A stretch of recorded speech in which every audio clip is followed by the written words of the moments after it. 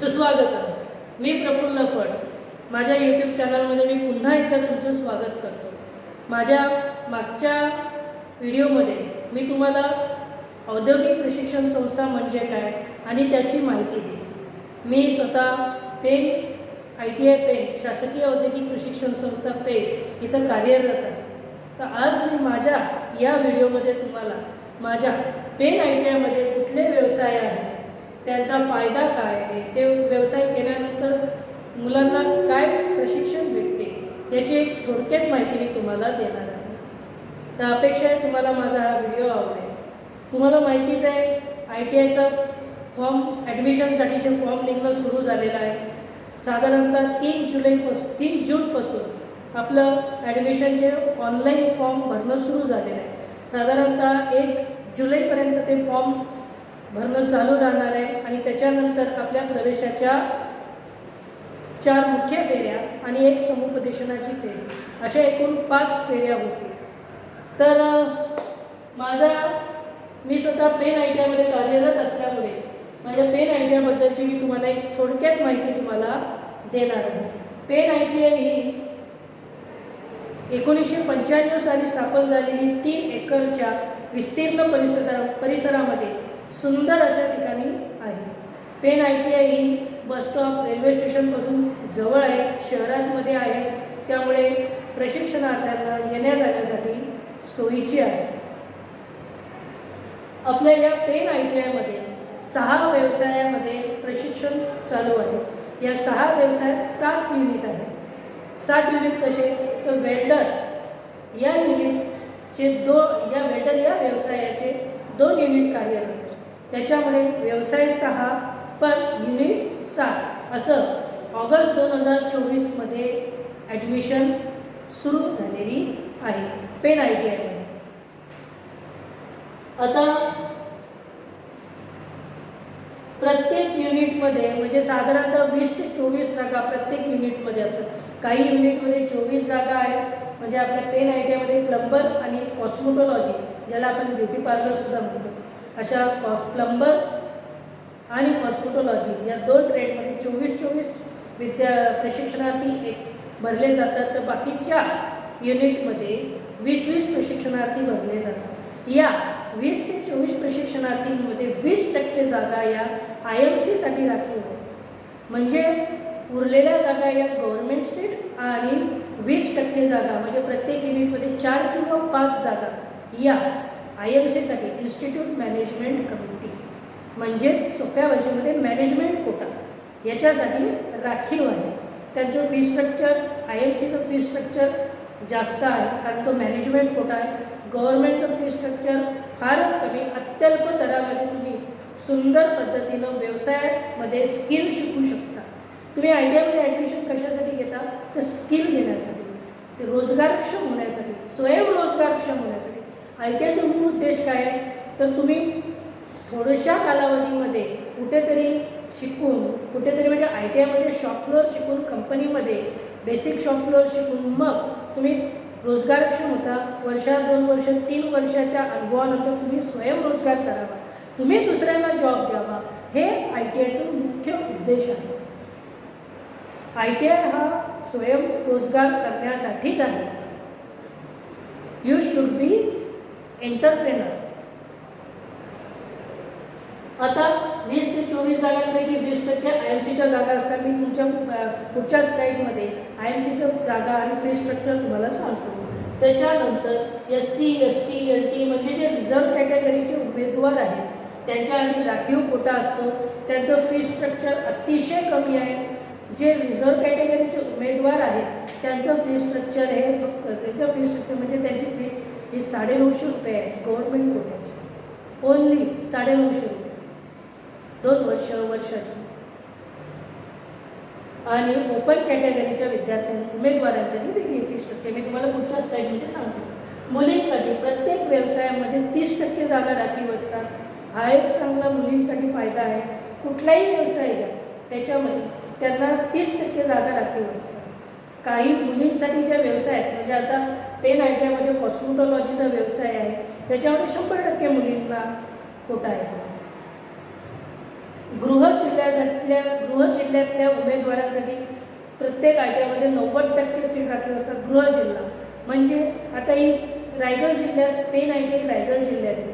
म्हणजे रायगड जिल्ह्यातल्या उमेदवारांसाठी ते त्या रायगड जिल्ह्यातल्या कुठल्याही आयटीआयमध्ये त्यांनी जर का अप्लाय केला तर ते 90% त्या तिथल्या आयटीआयमध्ये जेवढ्या सीट आहेत त्यातलं 90% कोट्यामध्ये त्यांचा मेरिट लागते. आणि जे दुसऱ्या जिल्ह्यातनं जे उमेदवार म्हणजे 10वी दुसऱ्या जिल्ह्यात झाली असेल आणि 10वी झालेल्या जिल्ह्याव्यतिरिक्त दुसऱ्या जिल्ह्यामधल्या ते एखाद्या आयटीआयमध्ये अप्लाय करत असतील तर ते 10% कोट्यामध्ये त्यांचा मेरिट लागते. ही गोष्ट लक्षात ठेवा. म्हणजे गृह जिल्ह्यातल्या उमेदवारांसाठी 90%, दुसऱ्या जिल्ह्यातल्या उमेदवारांसाठी 10% कोटा असतो. आपली वेबसाईट कुठली? admission.dvet.gov.in या वेबसाईटवर जायचं.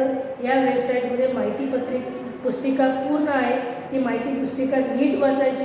त्याच्यामध्ये कोटा किती दिलेले आहेत, रिझर्व कॅटेगरीसाठी नियमावली, अपंग विद्यार्थ्यांसाठीची नियमावली, परराज्यातून 10वी पास होऊन या राज्यामध्ये अप्लाय करणाऱ्या उमेदवारांसाठीची नियमावली, सगळी नियमावली या वेबसाईटवर आहे.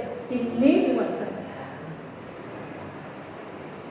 याच्यामध्ये तुम्ही न्यू कॅन्डिडेट रजिस्ट्रेशनमध्ये जाऊन नवीन कॅन्डिडेटमध्ये जाऊन फॉर्म भरायचा. फॉर्म नीट भरायचा. फॉर्म नीट भरताना आपल्या 10वीच्या मार्कशीट आहे त्याच्यानुसार त्याचं नाव, तर त्यानुसार आपलं व्यवस्थित नाव टाकायचं. नावामध्ये स्पेलिंगमध्ये चूक करायची नाही. लिव्हिंग सर्टिफिकेटनुसार आपलं बर्थडेट टाकायची. मोबाईल नंबर जो तुम्ही टाकाल तो स्वतःचाच टाका. आपली आई वडील भाऊ बहीण मित्र कोणाचे टाकू नका. कारण त्या मोबाईलवरती सर्व प्रकारचे मेसेजेस तुम्हाला येत राहणार, ते तुमच्यापर्यंत पोचले पाहिजे.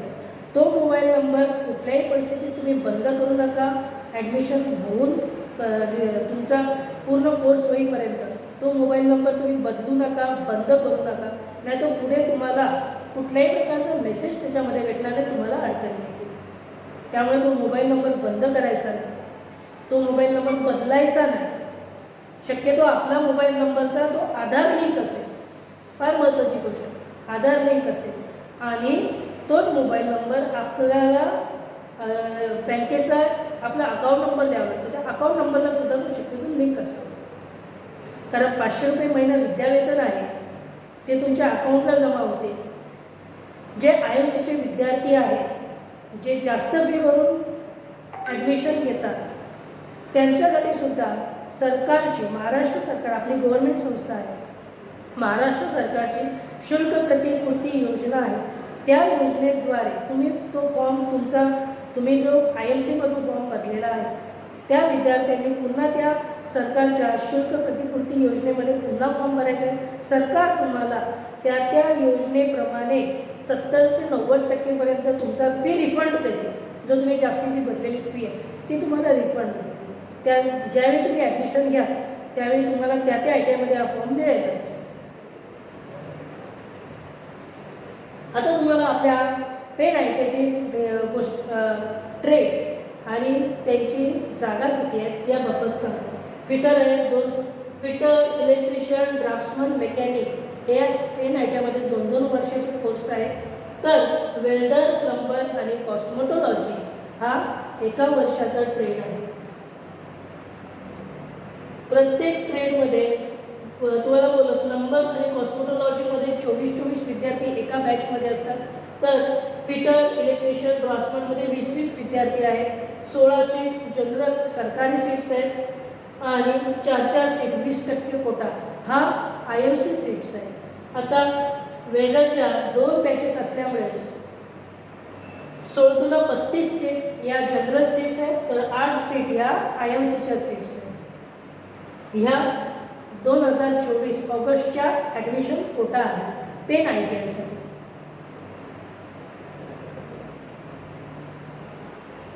त्याच्यानंतर आता याचं फी स्ट्रक्चर बघूया आपण. फिटरसाठी खुला प्रवर्ग ओपनसाठी 3350 रुपये. आरक्षितचे प्रवर्ग आहे, आरक्षित म्हणजे रिझर्व कॅटेगरी, त्याच्यासाठी फी फिक्स आहे 950 रुपये. इतकी अत्यल्प आहे, फक्त 950 रुपये. जनरल कोटा ओपन कॅटेगरीसाठी फिटरसाठी 3350 रुपये, इलेक्ट्रिशियनसाठी 2950, ड्राफ्ट्समन मेकॅनिकसाठी 2950, वेल्डरसाठी 2150, प्लंबरसाठी 1950, तर कॉस्मेटॉलॉजीसाठी फक्त 1750 रुपये फी आहे. 2 वर्षाची असेल तर ही संपूर्ण 2 वर्षाची फी आहे. 1 वर्षाच्या ट्रॅकसाठी संपूर्ण 1 वर्षाची संपूर्ण फी दिलेली आहे याच्यामध्ये. IFCचा मधलं फी स्ट्रक्चर वेगळं आहे कारण तो मॅनेजमेंट कोटा आहे. फिटरची IFCला ती 60,950, तर इलेक्ट्रिशियन आणि ड्राफ्ट्समनसाठी 50,950 IFCची फी आहे. 2 वर्षाची फी आहे, एकाच वेळी भरावी लागते. वेल्डरसाठी 30,950, प्लंबरसाठी 25,950, तर कॉस्मेटॉलॉजीसाठी फक्त 1,750. म्हणजे कॉस्मेटॉलॉजीची IFCची फी आणि जनरल कॅटेगरीची फी सारखीच आहे.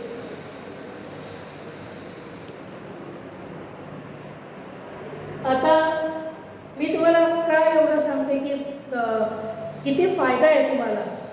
फिटरसाठी तुम्ही ॲडमिशन घेतली तर तुम्हाला कुठे जागा आहे, इलेक्ट्रिशियनसाठी तुम्ही इलेक्ट्रिशियन झाल्या तर तुम्हाला कुठे नोकरी मिळू शकते, ड्राफ्ट्समन मेकॅनिक असो, वेल्डर, प्लंबर, कॉस्मेटॉलॉजी असे हे जे ट्रेड आहेत कुठे कुठे नोकरीचे चान्सेस आहेत. आता कुठलाही ट्रेड घ्या तुम्ही, ITचा कुठलाही ट्रेड, सरकारी नोकरी म्हणजे राज्य सरकार आणि केंद्र सरकारमध्ये त्यांना जॉब असतात, कंपन्यांमध्ये जॉब असतात. आता फिटरला बघा, स्टील कंपनी असो, रेल्वे, शिपिंग कॉर्पोरेशन, केंद्र, राज्य सरकार, खाजगी आस्थापना यांच्यामध्ये नोकरीची संधी असते. तुम्ही स्वयंरोजगार, थोडा अनुभव घेतल्यानंतर स्वयंरोजगार करू शकता.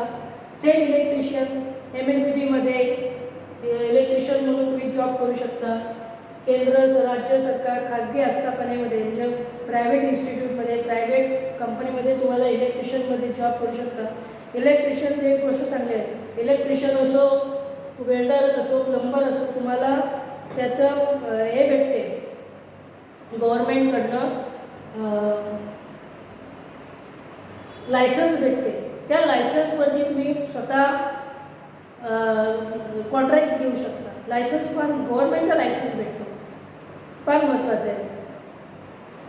ड्राफ्ट्समन मेकॅनिक ह्या ड्रॉइंगचा ट्रेड आहे, उत्कृष्ट ट्रेड आहे. ड्राफ्ट्समनमध्ये तुम्ही कंपनी, बिल्डिंग्स वगैरे यांचं डिझाईन, ड्राफ्टिंग कॅडकॅममध्ये शिकता. छान ट्रेड आहे तो. तर स्टील, रेल्वे, शिपिंग कॉर्पोरेशनमध्ये तुम्हाला जॉब भेटू शकतो. वेल्डर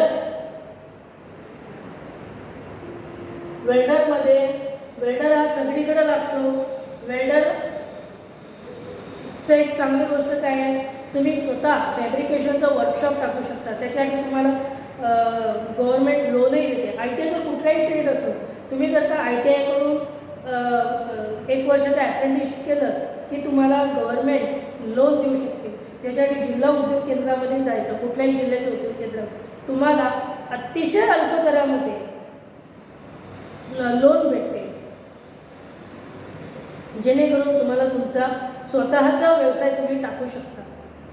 त्याच्यानंतर प्लंबर किंवा नळ कारागीर हा असा ट्रेड आहे जो सर्व ट्रेडमध्ये अत्यंत कमी भांडवलामध्ये जास्तीत जास्त तुम्हाला इन्कम देतो. प्लंबरला काय लागतं, एक पोपटपणा म्हणजे स्पॅनर लागतो, बस, दुसरं काय लागते, अत्यंत कमी भांडवल आणि जास्तीत जास्त उत्पन्न देणारा ट्रेड म्हणजे नळ कारागीर. कॉस्मेटॉलॉजीमध्ये मुलींना ब्युटी पार्लर तर आहेच, केसांची निगा, केसांची हेअरस्टाईल, त्वचेची निगा, पेडिक्युअर वगैरे बऱ्याच गोष्टी आहेत. पहिले ब्युटी पार्लर होतं त्याचं नाव, त्याच्यामध्ये मग अजून ॲडव्हान्स नवीन टेक्नॉलॉजीप्रमाणे ॲडव्हान्स गोष्टी टाकून त्याला कॉस्मेटॉलॉजी हे नाव दिलेलं आहे. मुलींसाठी उत्कृष्ट ट्रेड आहे, स्वतःचा ब्युटी पार्लर लगेच सुरू करू शकतात.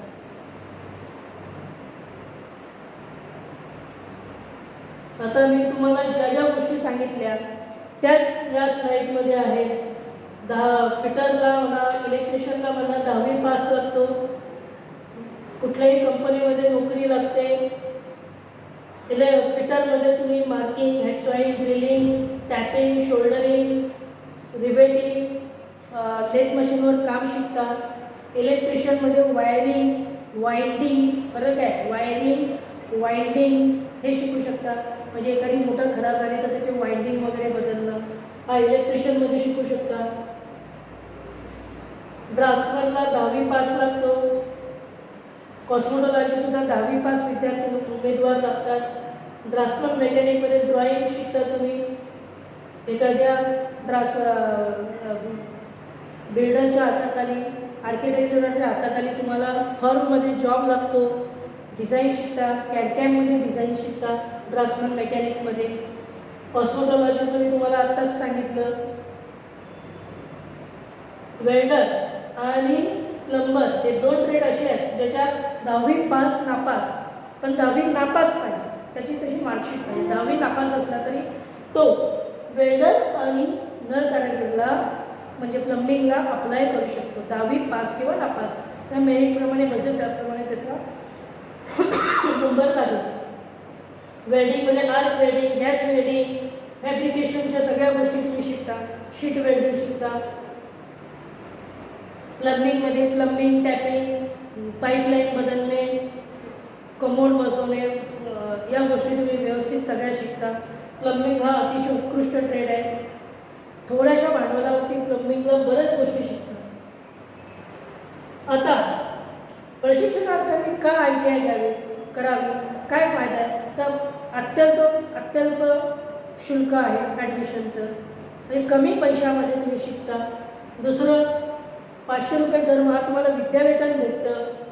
IMC कोट्यातलं प्रशिक्षण, जरी तुम्ही IMC कोट्यातलं समजा ॲडमिशन घेतली जास्त पैसे घेऊन, तरीसुद्धा सरकारच्या शुल्क प्रतिपूर्ती योजनेद्वारे त्याचा फॉर्म भरावा लागतो. त्याच्यासाठी कास्ट व्हेरिफिकेशन सर्टिफिकेट असणं महत्त्वाचं. नसेल तर आत्ताच काढून ठेवा. कास्ट व्हेरिफिकेशन, कास्ट सर्टिफिकेट नाही, कास्ट व्हेरिफिकेशन, तो सर्टिफिकेट असणं गरजेचं आहे. तुम्हाला प्रत्येक ट्रेडला गव्हर्नमेंटने ठरवल्याप्रमाणे 40 ते 45 दिवस, 30 ते 45 दिवस, कमीत कमी 30 ते 45 दिवस OJT करावा लागतो. OJT म्हणजे काय, ऑन जॉब ट्रेनिंग. म्हणजे तुमचं प्रशिक्षण चालू असतानाच तुम्हाला कंपनीमध्ये पाठवलं जाते. कंपनीमध्ये पाठवलं म्हणजे तुम्हाला डायरेक्ट त्या उमेदवारांना कंपनीमध्ये डायरेक्ट कामाला लावत नाही. तर कंपनीमध्ये का पाठवलं जाते, तर कंपनी कल्चर कसं असते, त्याची सेफ्टी कसं असते, कंपनी लाईफ कशी असते, शिस्त कशी असते कंपनीची, ह्या गोष्टी उमेदवार बघतात. ते तिथं फक्त ऑब्झर्वेशनसाठी जातात. त्यांना कुठे काम नाही करायला लागत, फक्त ऑब्झर्वेशन. कंपनीत नवीन मशिनरी कशी असते, ते कसं काम करतात, आणि मोस्ट इम्पॉर्टंट सेफ्टी. तर याच्यामुळे ITIमध्ये काम करता करताच मुलांना, उमेदवारांना, प्रशिक्षणार्थींना कंपनी म्हणजे काय, आपण कंपनीत पुढे जाणार आहोत तर कंपनीमध्ये काय अपेक्षित असते या गोष्टी ते शिकतात. फार चांगला उपक्रम आहे. 30 ते 45 दिवस त्यांना वर्षातनं कंपनीमध्ये जाऊन तिथं काम करावं लागतं. काम करणं म्हणजे ऑब्झर्वेशन, बघत राहतात. त्याच्यानंतर विद्यार्थ्यांना, समजा एखाद्या विद्यार्थी लांबला येत असेल तर त्या STची पास सवलत भेटते. SC प्रवर्गातील विद्यार्थ्यांना, शेड्यूल कास्ट, त्यांना टूलकिट भेटते. ITIमध्ये या प्लेन ITIमध्ये महिन्यातनं किमान कुठल्या तरी मान्यवरांना बोलावलं जाते, जो कंपनीतला असतो किंवा एखाद्या मोठ्या इन्स्टिट्यूटमध्ये प्रोफेसर असतो. कशासाठी, तो मुलांचं कम्युनिकेशन स्किल सुधारावं. कंपनीमधले एखाद्या मान्यवरांना लेक्चरसाठी बोलावलं जाते, त्यांचा कॉन्फिडन्स वाढावा, इंटरव्ह्यू कसा देतात, सेफ्टी म्हणजे काय, या गोष्टी हे मान्यवर महिन्यातनं एकदा येऊन त्यांचे लेक्चर घेतात. विद्यार्थ्यांना त्यांचा कॉन्फिडन्स वाढतो, उमेदवार प्रशिक्षणार्थींचा, तो आम्ही करतो. आता विद्यार्थ्यांनी फॉर्म भरताना कुठल्या गोष्टी महत्त्वाच्या आहेत उमेदवार जेव्हा admission.dbt.gov. वेबसाईटवर जातो त्यावेळी आपल्या न्यू कॅन्डिडेट रजिस्टरवरती रजिस्ट्रेशन करायचं. आपला व्यवस्थित मोबाईल नंबर सांगितल्याप्रमाणे मी आत्ताच कळवलं, आपला स्वतःचा मोबाईल नंबर टाकून रजिस्ट्रेशन करायचं. ईमेल करायचा, ईमेल व्यवस्थित टाकायचा, व्हेरीफाय करायचा. आणि 2 डॉक्युमेंट, म्हणजे तो रिझर्व कॅटेगरी असो नाही तर ओपन कॅटेगरी, 10वीची मार्कशीट आणि ओरिजिनल 10वीची मार्कशीट आणि लिव्हिंग सर्टिफिकेट असणं गरजेचं आहे. त्या मार्कशीट्सप्रमाणे आणि लिव्हिंग सर्टिफिकेटप्रमाणे आपलं स्पेलिंग व्यवस्थित भरायचं, आपली डेट ऑफ बर्थ व्यवस्थित भरायची, आपले मार्क 10वीचे व्यवस्थित भरायचे न चुकता. तुम्ही स्पोर्ट्समध्ये असाल तर त्याप्रमाणे जिल्हास्तर किंवा त्याच्या वरच्या लेवलला खेळला असाल तर त्याप्रमाणे टिकमार्क करायची, जेणेकरून तुमच्या फायनल मार्कांमध्ये वाढीव मार्क येतात. तुम्ही इंटरमिडिएट ड्रॉईंग असेल केलेलं तर त्याचे मार्क वाढतात, त्याचं व्यवस्थित फॉर्ममध्ये उल्लेख करावा. रिझर्व्ह कॅटेगरीसाठी SC ST असतील तर त्या प्रवर्गातील विद्यार्थी उमेदवार असतील तर त्यांना कास्ट सर्टिफिकेट ओरिजिनल पाहिजे. त्याच्यानंतर OBC SBCचे विद्यार्थी असतील तर त्यांना नॉन क्रिमिनल असणे गरजेचं आहे. NT OBC SBCच्या विद्यार्थ्यांना नॉन क्रिमिनल सर्टिफिकेट असणं गरजेचं आहे, ते त्यांनी मिळवून ठेवलं.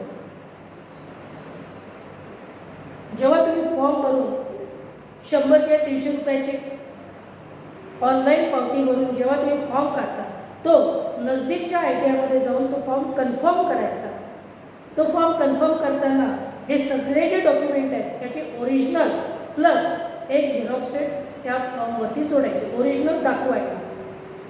तिथं जो असणारा शासकीय कर्मचारी आहे ते तो फॉर्म तुमचा चेक करतील, ओरिजिनल चेक करतील आणि तुमचा फॉर्म कन्फर्म करतील. फॉर्म कन्फर्म झाल्यानंतर तुम्हाला चॉईसचा स्लॉट चालू होतो. चॉईस म्हणजे काय, तुम्हाला हवा तो ट्रेड आणि हवा तो ITI चूज करायचा असतो. त्याच्याआधी तुम्ही तुमच्या अकाउंटला पुन्हा admission.dvt.gov.वर जाऊन रजिस्टर्ड कॅन्डिडेटवर जाऊन तुमचा लॉगिन ID पासवर्ड टाकून तुम्ही तुमचा अकाउंट ओपन करायचा असतो, चालू करायचं असतं. त्याच्यामध्ये तुम्हाला तो स्लॉट दिसेल चॉईसचा, त्या स्लॉटवर जाऊन तुम्हाला पाहिजे तो ITI आणि पाहिजे तो ट्रेड नीट सिलेक्ट करायचा. लक्षात ठेवा ही गोष्ट, बरीच मुलं या विषयात थोडीशी गडबडतात. तसं तुम्ही चॉईस 100 देऊ शकता, पण चॉईस देताना नीट चॉईस देतात, जेणेकरून तुमच्या मेरिटमध्ये तुम्हाला जे पाहिजे तोच ट्रेड मिळेल. काळजीपूर्वक चॉईस द्या. त्याच्यासाठी माहिती पुस्तिका नीट वाचा. तर माझ्या मित्रांनो, अपेक्षा आहे मी तुमच्या सगळ्या शंकांचं निरसन केलं असेल. माझा व्हिडिओ तुम्हाला आवडला तर जरूर लाईक करा. नमस्कार.